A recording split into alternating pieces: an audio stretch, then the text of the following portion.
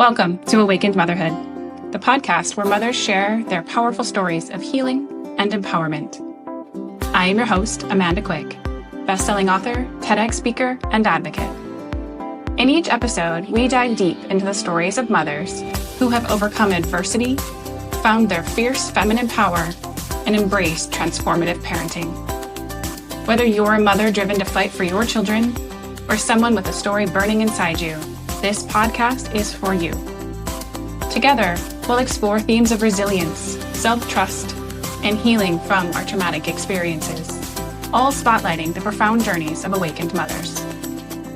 Join us for a space of naked authenticity, deep inspiration, and genuine connection. Embrace the divine feminine and discover your own warrior mama within. Welcome to Awakened Motherhood, where your story is the spark for change.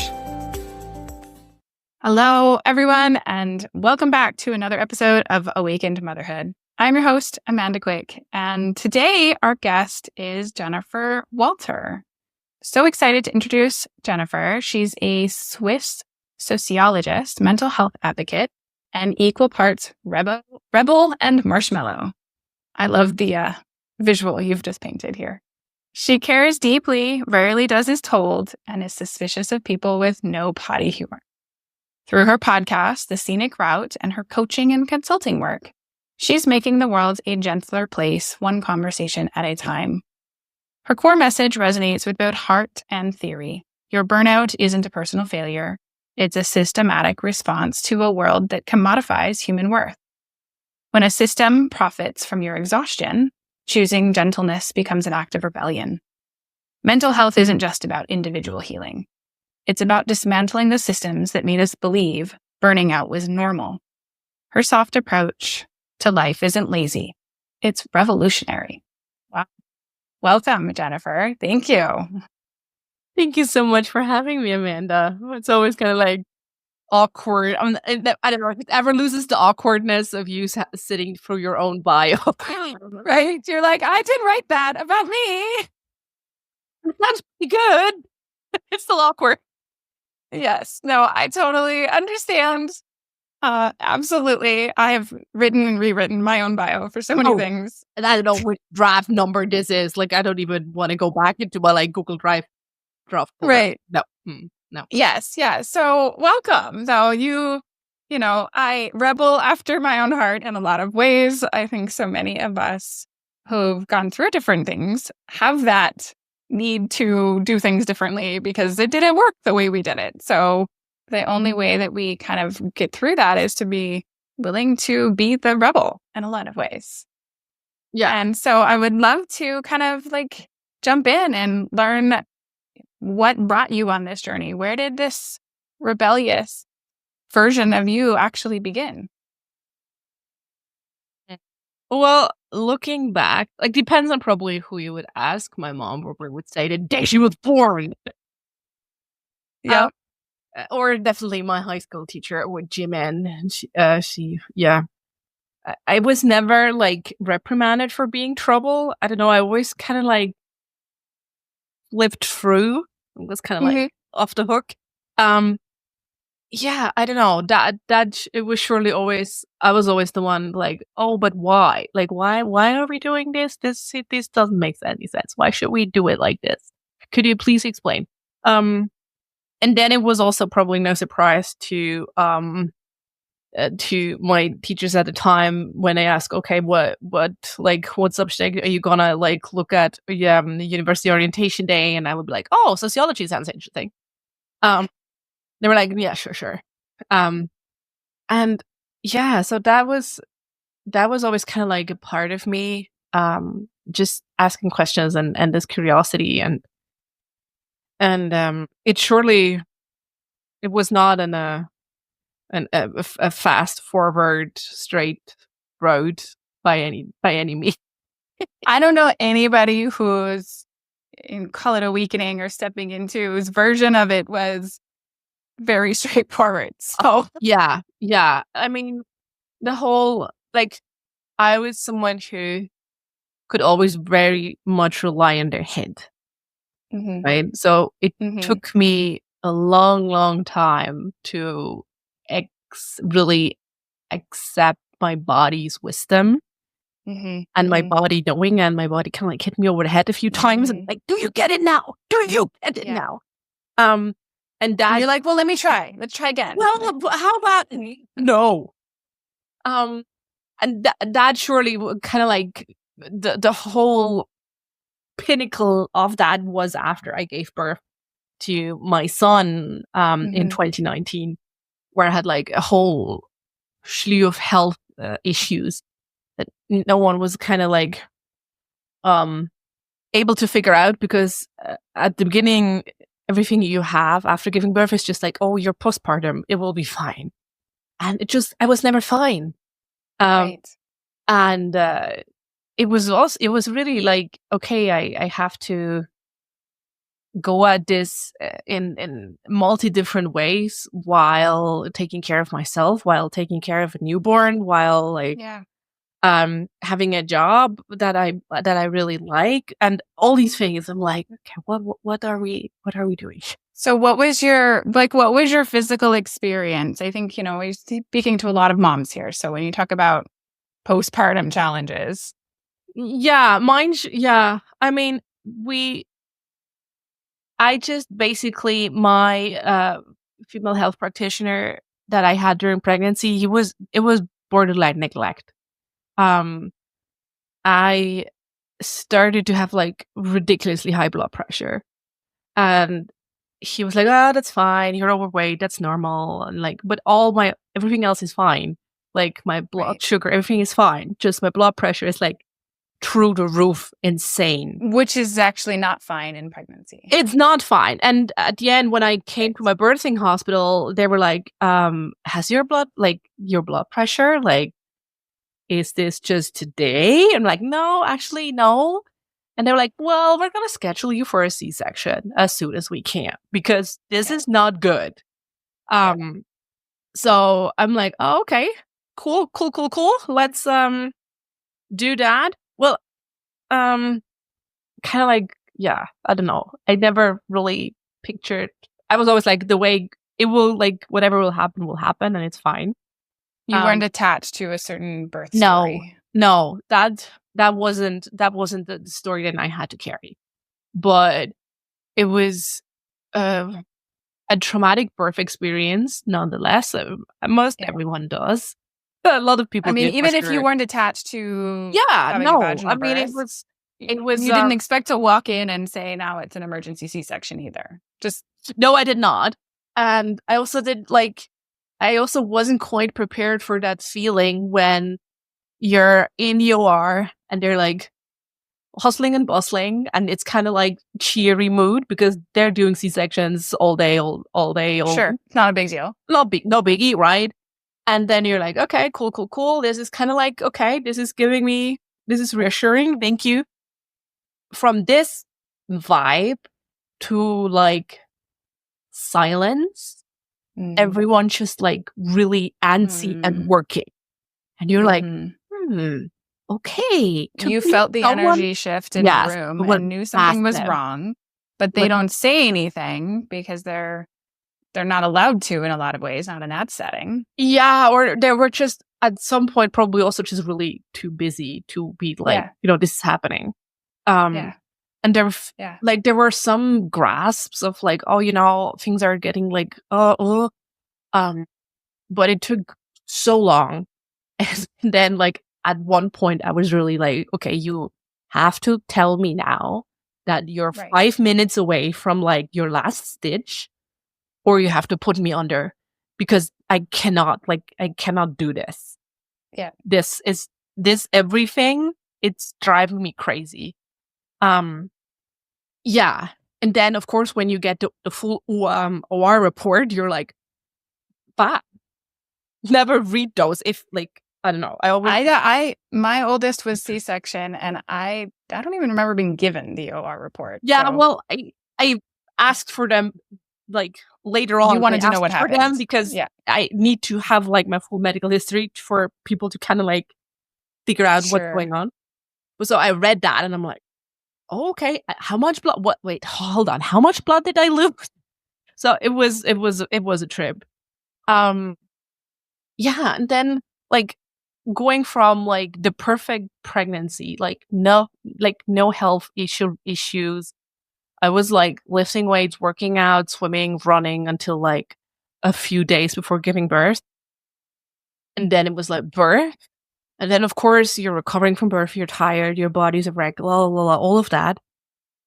And you're not seeing like the light at the end of the tunnel. I was just not feeling better. It was just like, yeah, okay. When are we like gonna go feel better?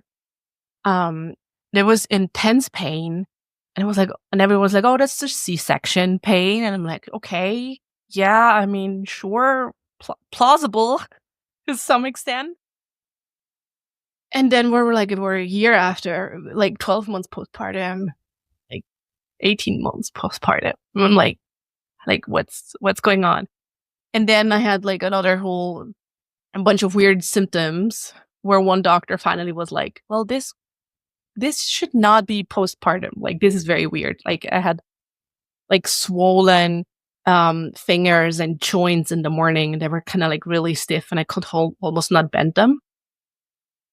And then suddenly someone was like, "Well, that's odd. Like, we should look into this." And like, whole story short, it was a whole ride until I had a medical diagnosis for celiac disease, endometriosis, and adenomyosis.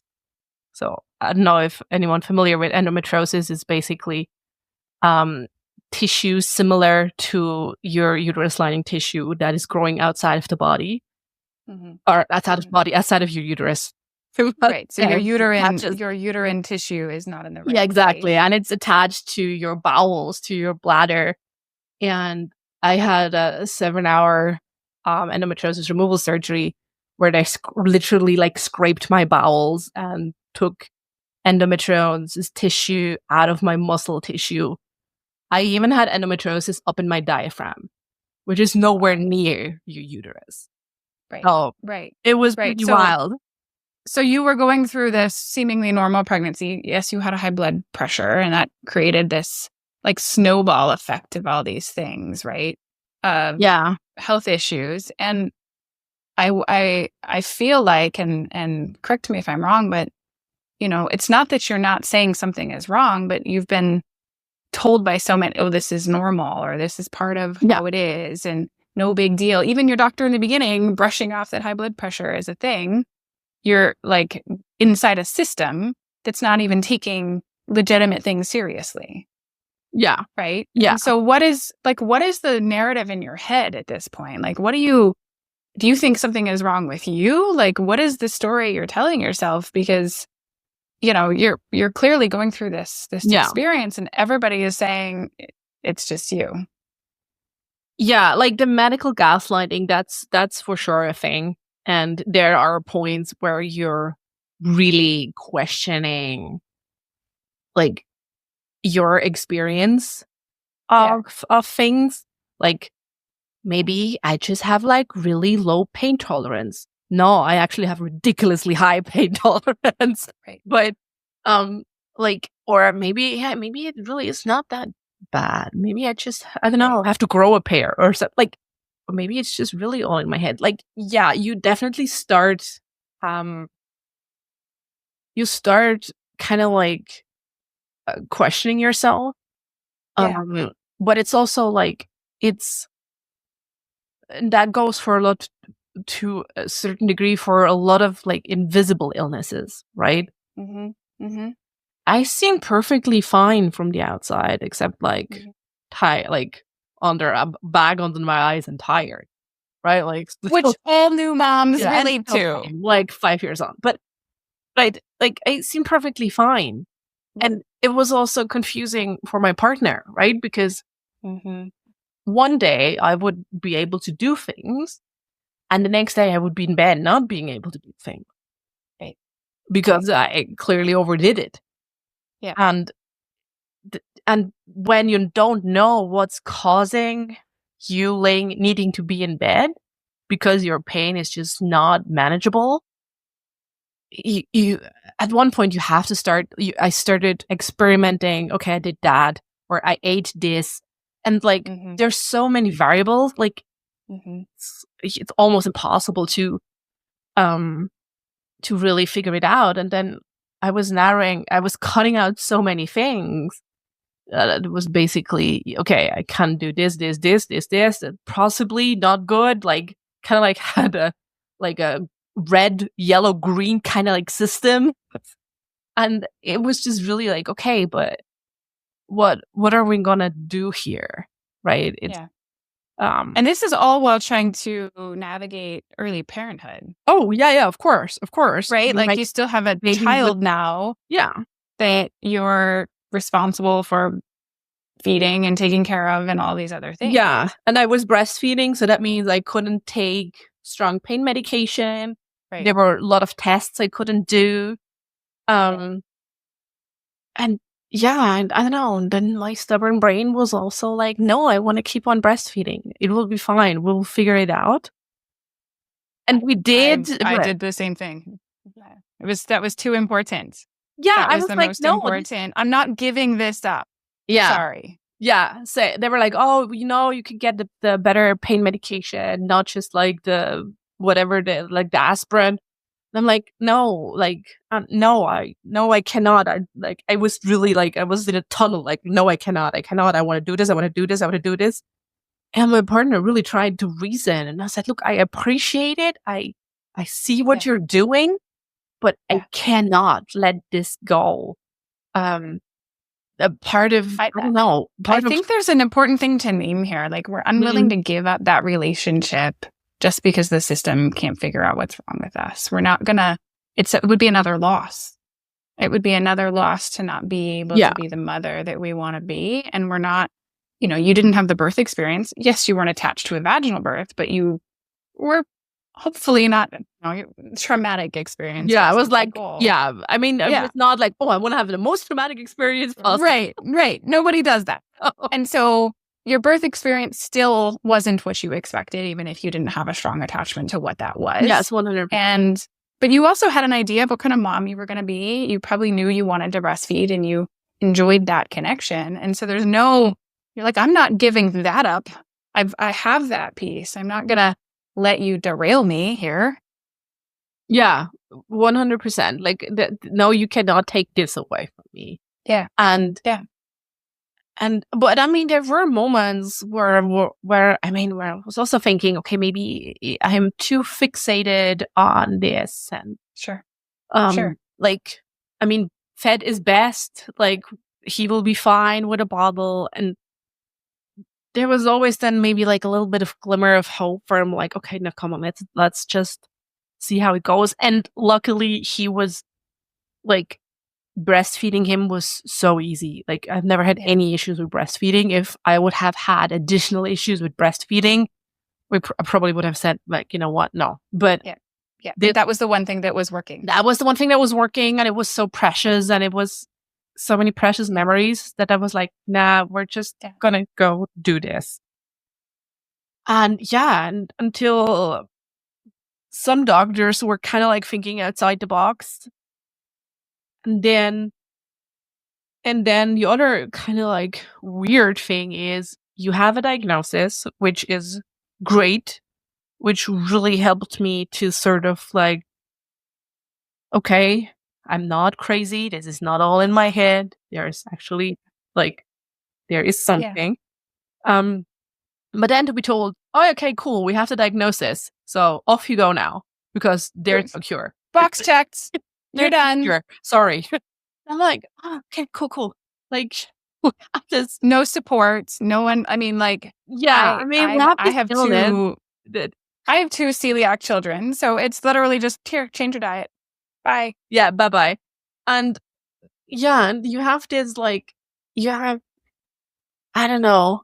You have 10% of people with uteruses are affected approximately by endometriosis. Which is like, what, 200 million people worldwide? Like, it's an insane number. Yeah. And doctors go like, well, there you go. Just watch it. Just make sure you're eating gluten-free. And like, okay. there's also like a ridiculously high link that has now been established between women with endometriosis and celiacs. Interesting. Yeah. So doctors should check. So if anyone listening who has endometriosis, make your doctor check for celiacs. Yes. And they have found that link between type 1 diabetes and celiac. There's a whole slew of autoimmune that actually has a genetic But there is link. an established link between endometriosis and celiacs. So you should have checked for both. Yes. If you have one, check for the other. And thyroid also on top of that. Yeah. So those are, those. But yeah, so that was... So you get the diagnosis, right? You have some procedures, but you're still like, what the heck, right? You've gone through this whole thing. You're exhausted as a new parent. You don't have a lot of support. So then what do you do? That's the thing, right? I mean, now looking back, it seems impossible, right? Like, how did we do this? I had my partner is incredible. Like, we're not doing the 50-50 because that, I think that's something that's not, you're setting yourself up to fail. You have to strike for balance, but balance will look different in every season. Yes. So if you're having like a 50-50 approach to your day or your week, it will be pretty tough. So he took a lot of the fallout. I wasn't able to do things. And it was also like very early on, we talked to our son that I couldn't do certain things. Now I can't, but now he gets too heavy for me, like lifting him up super high or everything where I would need to use my lower abdominal muscles too much. Mm-hmm. So we're like, you can't, like, if we're playing, you have to be careful around mommy's stomach, or like, I cannot hold you like this. Like, mommy's stomach is not strong enough. Like, all these things. And obviously he would also see me sick. And we really had to, I don't know, I really wanted to make sure that he sees both sides and that this is not something that scares him, or because also kids are their ego, everything is about them. So I want, of course, like, that's developmentally, that's normal for children to be self-centered because that's how they survive. Exactly. Pay attention to me. So, but I always paid attention to explain to him that this is not because of him. Yes. This has nothing to do with him. Yes. I think this is not true. Giving birth this is a really messed me up. Right, but him as a being isn't, right? So I think this is really important for people to know that, especially when we're going through challenges in early parenthood, or where, even not early parenthood, right? Our experience can be complex, and our children will always experience some reaction to it. Like, they can't not, even if they're babies and are not vocal, they could feel it. Mm-hmm. If they're older, they can see it and ask questions, etc. But they're always gonna, like, the idea that we can hide our pain from our kids, like, that's not a real thing. We can't. Well, no, we can't. Like, we might be able to hide the pain, but they're still sensing that something is off. And I would rather have them know mommy's acting the way she does because she's in pain, rather than him not knowing why she's acting the way she does. Or making up some, maybe I did something, or, whatever other stories kids do. And I think this is really important. And, in my own story, in my childhood, my mom kept so much of her, not physical pain so much, but her emotional and psychological pain from to protect us. That was the goal. But we always knew something else was going on. Mm-hmm. And as we got older, we made a different story about it because she didn't give us, and we did make it about us because that's what kids do. Of course. Right? Of course. And so I think it's really important that you recognized that he needed to see you but you also needed to speak it out and say, right, that you are in pain and this is what's happening. And so you need to take care of you, but it's not about him and his needs still will be met. Yeah. And the beautiful thing that we're seeing now that he's 5, he's extremely well articulated when it comes to his emotions. Like sometimes he says shit where I'm like, I probably was like 30 years old when I could express it. But then again, emotionally mature parents, so like, thank you. But Yeah. I'm like, okay, buddy. You know, like he would come up to me and be like, you know, I cannot go to kindergarten today. Like my head needs a break today. Right? Like all these things where you're like, yeah, he's advocating cool, for his needs. Yeah, that's cool, buddy. Let's do that. Let's give your brain a break. Right? And I'd say that's really one of the beautiful things that came out of all of this is we were sort of really kind of like gently nudged to talk about gently nudged, not to like wrecking balled into, not to just like talk about the happy feelings that you want to talk with your toddler about, but also the whole range of emotion. And that is so important, right? Like we're already like, already has so much capacity to hold emotions where I'm like, I'm so happy for him that he already has that. Yeah. Yeah. But he got that truly from you modeling it by, forced in a sense. You didn't have a choice but to have these huge range of emotions. But you set that example that he was able to understand that negative emotions aren't bad. They're just part of this whole experience, and we can talk about them just like we talk about happy emotions. Yeah. And then we realize that they're kind of like clouds in the sky and it'll pass on. Right. Exactly. And I always say kids are such a beautiful example. The way that like all of us should move through emotions, because a happy kid is very excited in the moment and an upset kid is very upset in the moment. But give them a couple of minutes and the whole wave passes through and they move on. But they don't, if they resisted it and I'm not going to feel it, that's what the grown-ups do, because we no longer feel like it's okay to have these experiences. Yeah. And that's where it festers. But children, they don't know how to, they learn later how to suppress it all. And if they never learn soon enough, like I don't have to teach him that. You don't, but if they don't have to and they can be so present, then those waves get to move through them, and they are much more aware children, and they're much more capable of advocating for their emotional needs because they're not afraid of it. Yeah, and they will also like build the experience muscle of, oh, okay, I do not feel good now, but now I already feel better, or I can do deep breathing and then I feel better.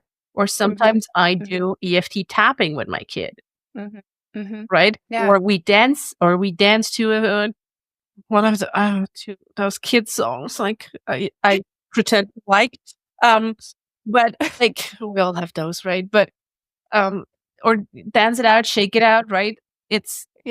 He has a couple of ways, or when he's really upset, he sort of like hums or sings to himself.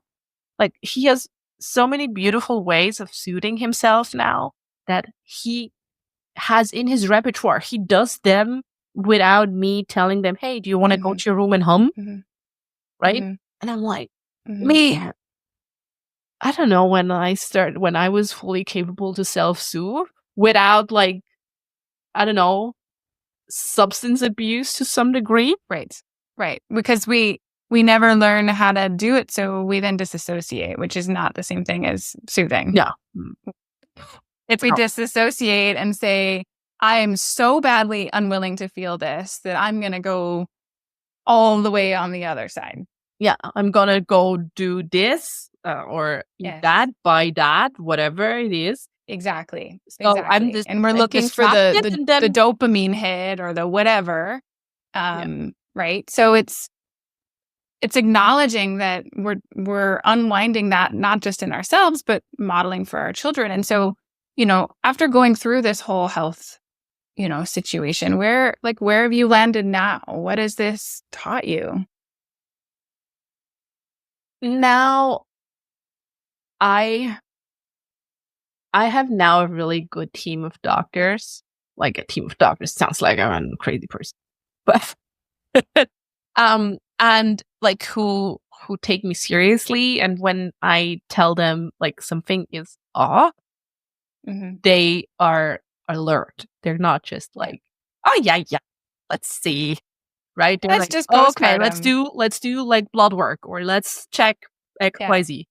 And so that's really reassuring. Like, when I call, they'll answer because they know she's not just calling for something bullshitty. Yeah. And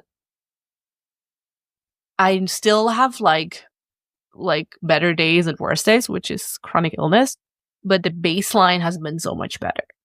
Like, the baseline has really improved, and it's really lovely also to see how much more capacity you have, right? You go from, how do I survive this week, to, hey, what do I want to do this year? It's a very different shift. Oh God, yes. And right, where you're out of the like day-to-day survival. Yeah. Doesn't mean there aren't moments where you go back there, but overall your focus isn't on just making it through the day. Yeah. Right? Yeah. Which, of course, was a accumulation of, I mean, even if you don't have any health issues after like postpartum, you're still just making it through the day, because postpartum is a ride in itself. But if you stack different things on, yeah, it's not a walk in the park. And then you really like, when that switch was, when I realized, oh, okay, there is more capacity now to think for possibilities. That was really beautiful. Yeah. And what are those possibilities? What are the things that you're wanting to do in a different way now that you have that space?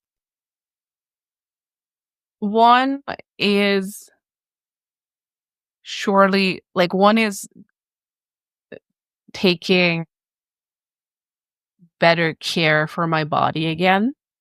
Right before, it was like, I had it, then okay, freshly diagnosed celiac. Okay, now you cannot eat gluten. You have to eat this. To a switch of, oh, I actually want this because I know my body feels better. Like, that you're not a victim to the that's a big anymore. switch if you can make this one. And then also just kind of like plans, things like, hey, maybe I could do like a second degree, because I always kind of like wanted to do this, right? I mean, 4 years ago, I'm like, no, absolutely no way, right? Because could not handle this. So that's just really nice to have that. And also knowing that, I don't know, if we would, back in the day, only maybe 2 years ago, when we would do like a packed Saturday, like something low or medium intensity, I would need to spend Sunday at home. Like, I couldn't be out both days. It was just not an option. And now it is an option. I could do it. Sometimes I just really don't want to, because it's nice to have like a full day out and a cozy day in. But it's a choice rather than something I'm forced to. So these little things, and being able to go to like trampoline park with my kid. Trampoline still a bit with an empty bladder, it's okay. But I would say I don't have endometriosis and I am not jumping. But I have had 3 children. Yeah. There's no way. There's no way. Okay, like not full bounce, but like bounce. Nope. Not doing it. But certain things were like, okay, this is okay again. So there's like big ones, small moments, big moments. yeah, it's really beautiful. Yeah. And so you've also taken this experience and, turned it around in a sense. You've started your own podcast and in trying to support people through their journeys. And can you tell us about how that's been? Yeah, the scenic route, named appropriately, I suppose. It really started. It has been quite a transformation too. It started with me really capturing stories of other people and their scenic routes through life, which is beautiful. And now it's more of a coming home to me and my sociological work, where we're blending this in, where I'm blending more of how I see the world through all of this. And it's really brought on the whole basically critique of a lot of the current wellness industry, which is kind of like the whole bypassing of the social, of the community, right? There's the whole bypassing of any social awareness and the sole focus on individual healing, which is, we cannot spiritually bypass social awareness. Like we need both.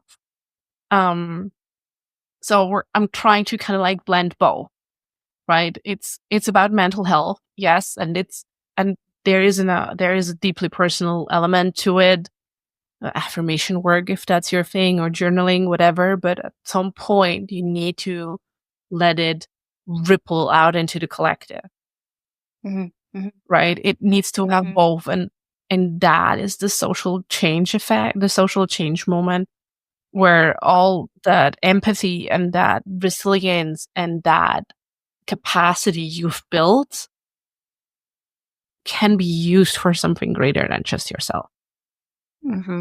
I deeply resonate, and it's a lot of why I'm doing this show. It's why I wrote my book. It's why I speak my stories, for all the same reasons. Is I did the work to get out of my stuff, and I could have sat there. I could have just, okay, here's my lessons in my little box, and raise my kids. But that didn't feel like it didn't serve a purpose anymore, in a sense, other than for my own individual pieces. And it was so deeply important to spread those messages out and to, in a sense, be a vehicle for the consciousness shift in the collective, to invite that change and to help others feel seen in their stuff, which, has this kind of, again, ripple effect, because you're all learning from each other. Reciprocity is beautiful there.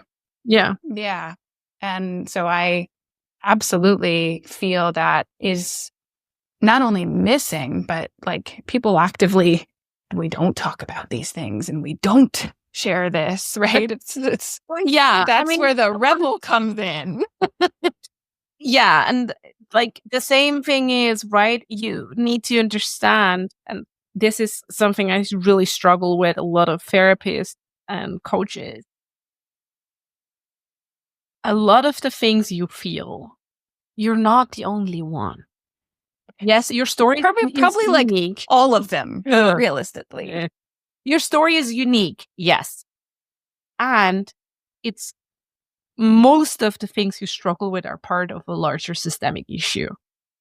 100%. Right? You're born like me not having the right diagnosis is part of a larger fat phobia framework, right? Like then endometriosis, larger framework of underfunded women's health, right? It's your burnout, your mental load, your exhaustion as a mother after the holidays because you did extra care work. Like it's all part of a bigger narrative. And if your therapist doesn't recognize that and sees you at the intersection of many different roles, I don't see that particularly helpful if you're just like leaving that one out and focus solely on the individual. Right. Though the individual is not actually an individual. We're within the society. We're within our family dynamics. We're within all of the places and that our identity intersects with. is a part of that individual. Yeah. Right. Yeah. And so it's like, I'm going to, remove all the rest of the puzzle pieces and focus on this one. Like you're missing the piece. Yeah. The whole Well, I mean, point. I always like bring the example of recovery, right?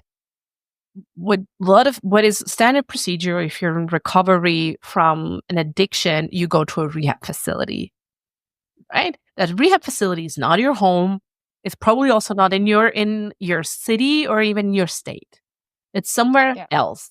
Why? Because we know change of scenery has an effect. Right. Detaches you from certain shit that's going on at home. Right. So even if you take the puzzle piece out and look at the puzzle piece, the moment you put the puzzle piece back in and you're not preparing people for they're now back in the whole sea of puzzle pieces, they're gonna fail. They're not prepared. You need your support system. Like we're not like just single. So your overall goal isn't just to help the individual, then it's to really bring light to the systematic challenges that that's the sociologist. That's really the core sociological theme is what is the system? What is what is the overall narrative? What's the structure behind this? And then asking, well, who is profiting of that?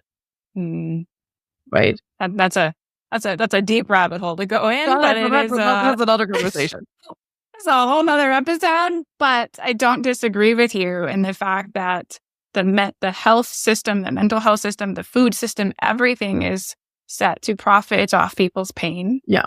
And people's misery and people's detachment from secure relationships. Yeah. Happy, secure people buy less shit they don't need. They buy less shit, they get less sick, all of the things, they're really bad customers. Oh, they're the worst. And, that's the kind of unfortunate reality that so many people don't want to see because they, on some level, continue to participate in that system. And so they have to really realize where we were programmed to believe the system is supporting us and protecting us. And none of those stories were true. Yeah. And the thing is, even if it is protecting you, it is harming others. Right? Yeah. I mean, a very good example of this is the whole fashion industry, right? It's mind-boggling that somehow your desire for clothes is more important than some person working at a Shane factory, basically slaving away their lives for their clothes that cost a couple of, $1 or $2, right? When did we normalize this? This is true across every single industry. Oh yeah, right. But the fashion industry is just one that's very easy to access because we know the players. It's not so much in the dark, but the food industry is the same. Healthcare pharma the same, but this one is just it feels more tangible to most.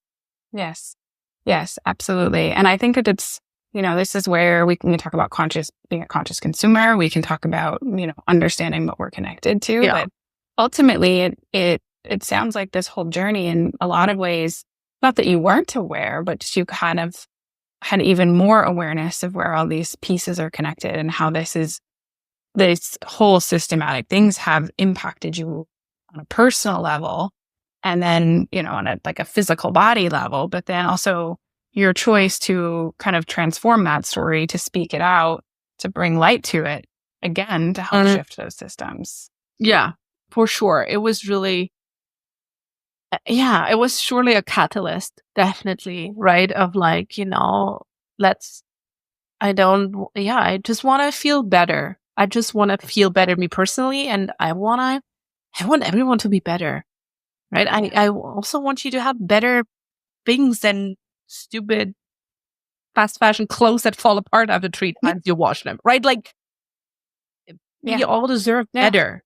And we have to go at it from different points, right? From different directions. Yeah. What would you tell your, younger self, or in the worst of the worst times when it didn't seem like anything was going to be better? What would you say to somebody who's really struggling right now? Good question. I'd say that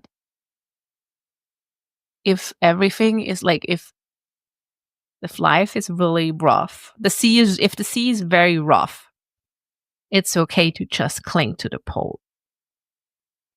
That's enough. Yeah. That's really enough. Yeah.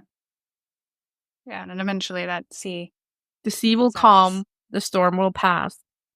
And if you can't do anything else, it's good enough if you cling to the pole. Yeah. It's a very good reminder. It's, be where we are and experience that moment for what it is, and just make it through, make it to the other side. Yeah. That's beautiful. Thank you. Thank you. Yes, absolutely. Where can people, they can find your podcast? Yes. Right. So the Scenic Route, and we can put a link to that in the show notes. Thank you. Is there anything else you would want to share with folks? If you feel like, oh, she is jabbering now for a hot minute, and I could hear more, then the Scenic Route is definitely the place to be. I'm currently on most of the social media. Like, I have no idea how long I'll be there, because all this charade is kind of like getting to me. But currently, you can find me on all social media. It's always at It's Jennifer Walter, and you can link my treehouse. This is jenniferwalter.me/treehouse, kind of like a short link page where you find the link to the podcast, and everything else. The easiest way to kind of like get in touch with me. Come say hi. Come say hi. Yeah, I love it. I'll put all those links in the show notes for our listeners. And do you have any final words that you would like to share? No, I think I have hammered out all the final words that I had left in me. Okay. Now. Okay. Well, thank you so much for sharing your journey and story, and your really perspective on the reasons it's so important to not just focus on the individual, and to really reach out for support and realize that you're not alone. Yeah, 100%. Reach out. Thank you so much, everyone. Okay.